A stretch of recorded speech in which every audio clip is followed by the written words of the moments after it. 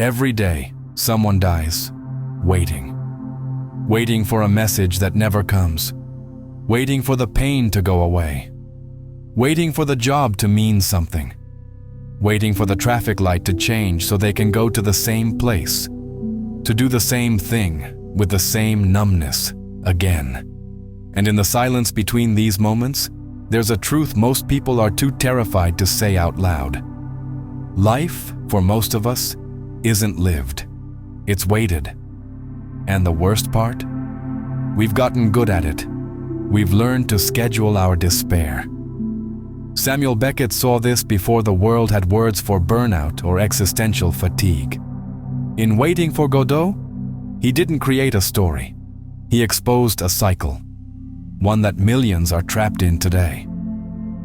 Two men standing under a dead tree, repeating the same meaningless actions, talking in circles, waiting for someone who never arrives.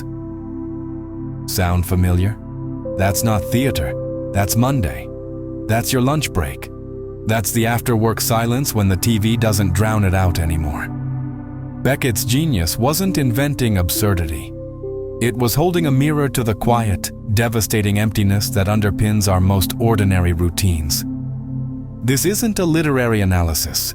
This is a diagnosis of modern life, of your habits, your mind, your endless scrolling, your quiet moments of panic at 2 a.m. when you realize tomorrow is going to look exactly like today.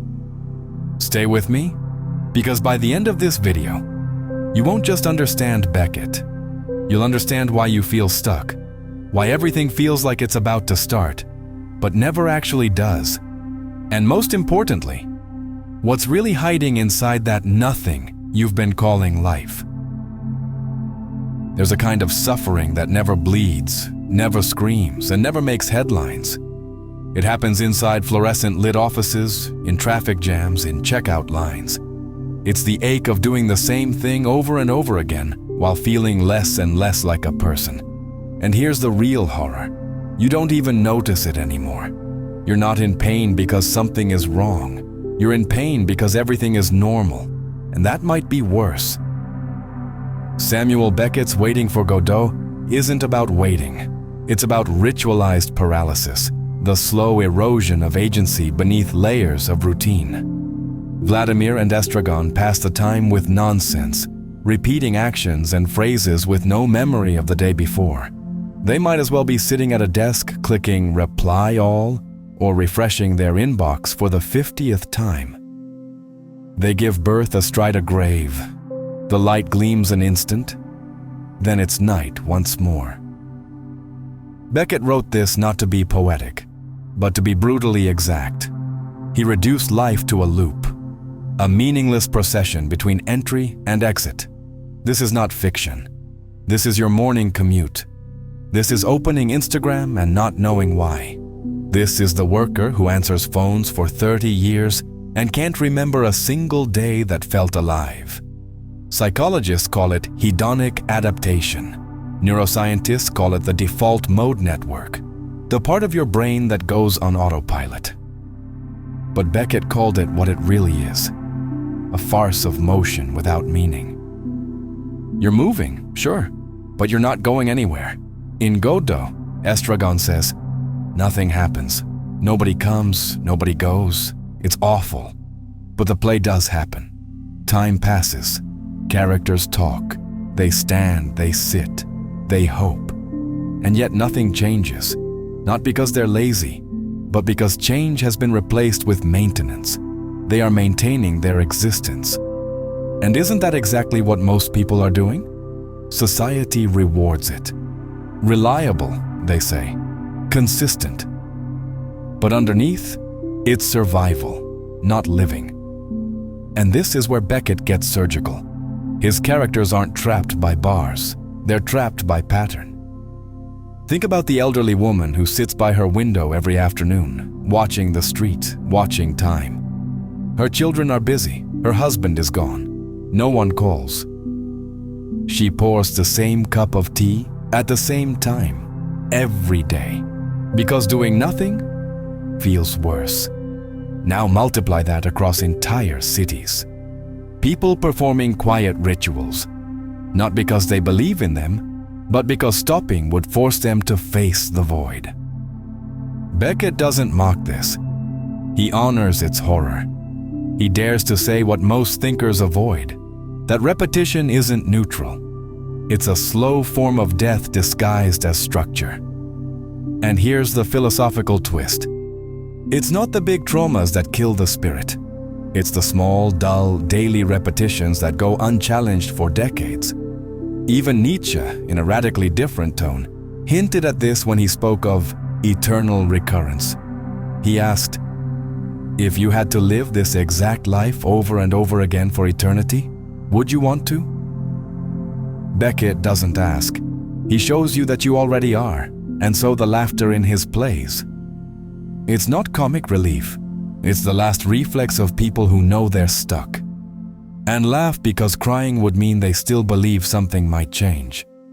The real tragedy isn't that we repeat. It's that we no longer even notice we're doing it. The most dangerous lie you were ever told wasn't spoken. It was planted, slowly, invisibly, by parents, schools, churches, screens. Something is coming. Just wait. Wait for love. Wait for success. Wait for purpose, clarity, peace. Wait for God. Wait for the system to work. Wait for your turn. And so you wait. Not because you believe, but because the alternative is unbearable. That no one is coming. Nothing is arriving. This might be it. Samuel Beckett tore this illusion apart with one silent character, Godot. He never shows up, not once. But they wait anyway, because what else is there? Beckett wasn't mocking religion. He was dissecting hope, the kind that paralyzes instead of moves, the kind that turns the future into a leash around your neck.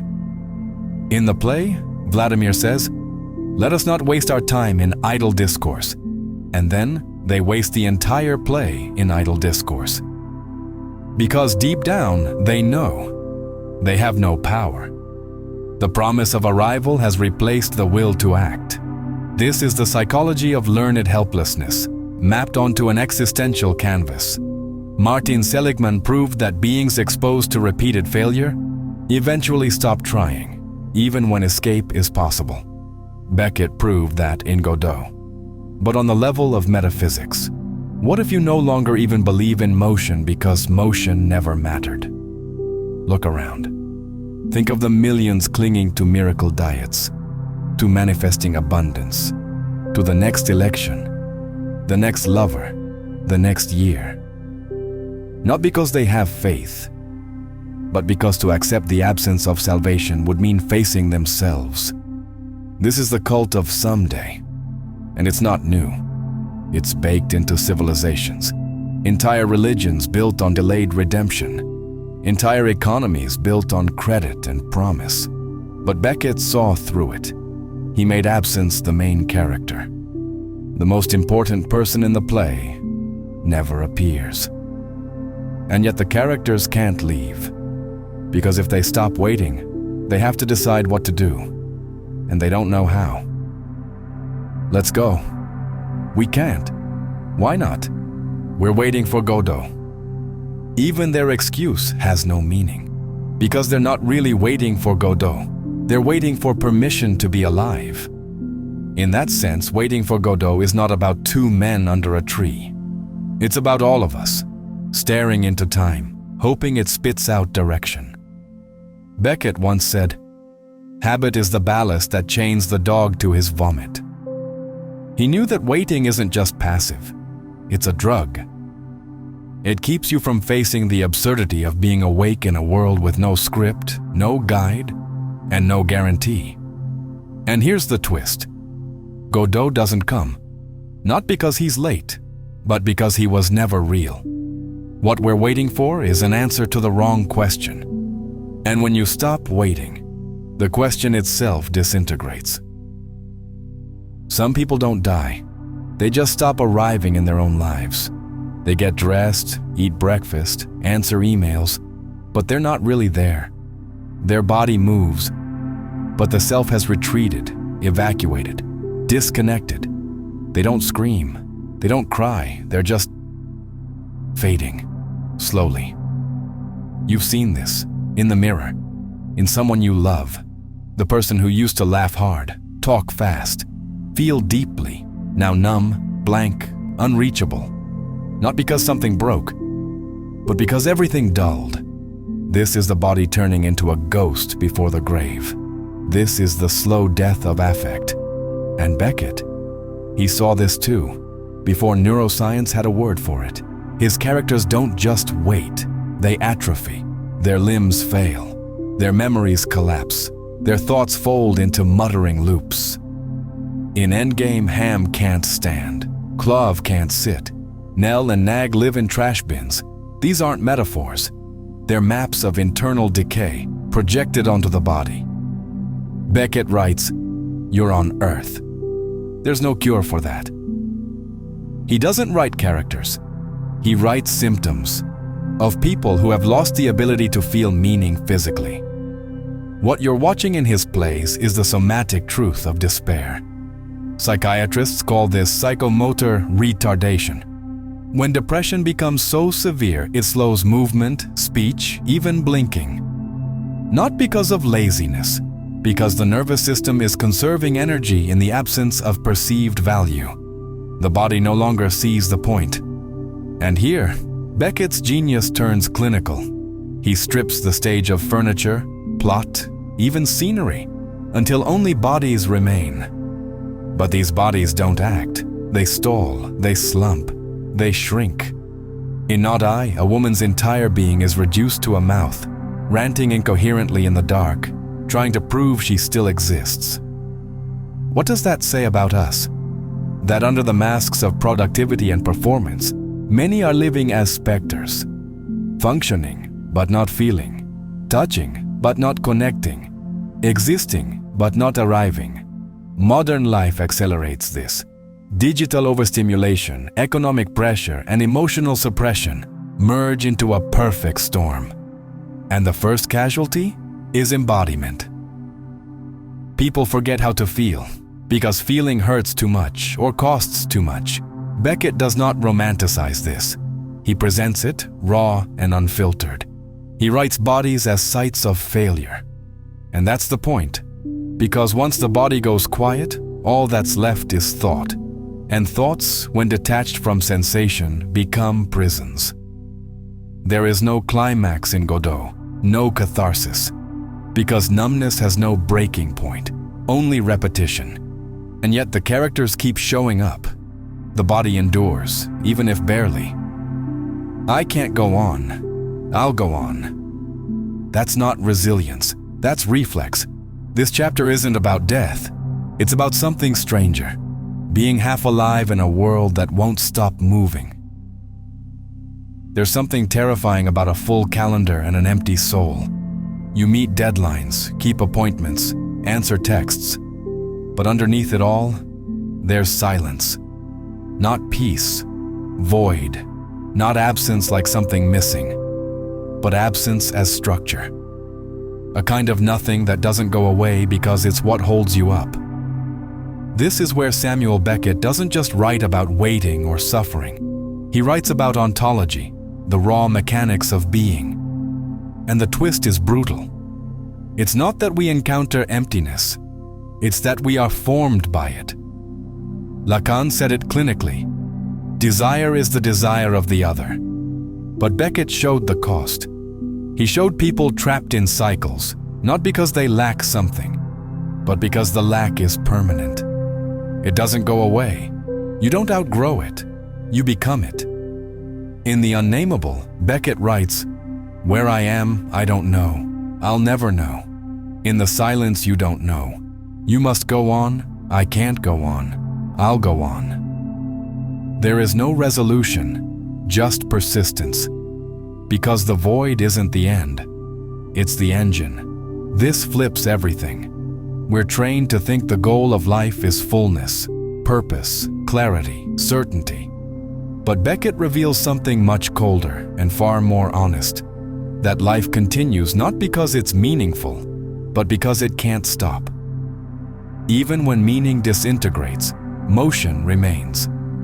This is what Camus called the absurd, the clash between the mind's hunger for order and the universe's indifference. But where Camus sought revolt, Beckett stood in the freeze. He stripped story away until nothing was left but inertia, not death, not drama, just continuation. This is why Godot has no climax, no resolution. Because the point isn't what happens, it's that things keep happening despite the void. Think of the refugee who keeps walking with no destination. The addict who relapses not because they want to, but because it's what they know. The corporate employee who hates every meeting, but logs in every morning. These aren't stories, these are loops. And Beckett's genius is that he sees the loop as not just habit, but identity.